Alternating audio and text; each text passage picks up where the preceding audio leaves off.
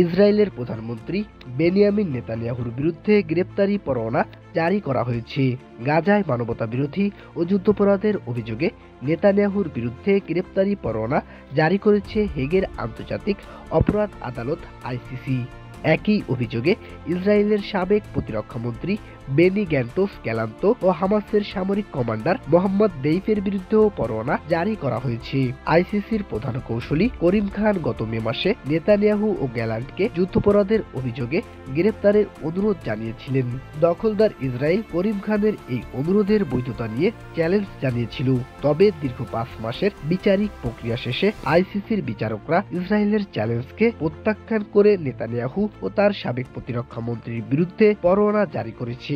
অন্যদিকে দেইফের বিরুদ্ধে পরোয়ানা জারি করা হলেও গত জুলাই মাসে ইসরায়েলি সামরিক বাহিনী জানিয়েছে গাজায় বিমান হামলায় তিনি নিহত হয়েছেন। বর্তমানে 124টি দেশ আন্তর্জাতিক অপরাধ আদালত আইসিসির সদস্য। এই গ্রেপ্তারি পরোয়ানা জারির ফলে আইসিসির যে কোনো সদস্য দেশ নেতানিয়াহুকে গ্রেপ্তার করতে পারবে। ইতিমধ্যেই ইতালি, নেদারল্যান্ডস, বেলজিয়াম ও কানাডা বলছে ইসরায়েলের প্রধানমন্ত্রী নেতানিয়াহু তাদের দেশে ঢুকলে গ্রেপ্তার হবেন। যুক্তরাজ্যও সেই ইঙ্গিত দিয়েছে। অন্যদিকে ইউরোপীয় ইউনিয়নও নেতানিয়াহুকে গ্রেপ্তারের আভাস দিয়ে রেখেছে। তবে যুক্তরাষ্ট্র সহ ইসরায়েলের অনেক মিত্র দেশ আইসিসির গ্রেপ্তারি পরোয়ানার রায়কে নাকচ করে দিয়েছে। SM. Rohan, voice of tiger.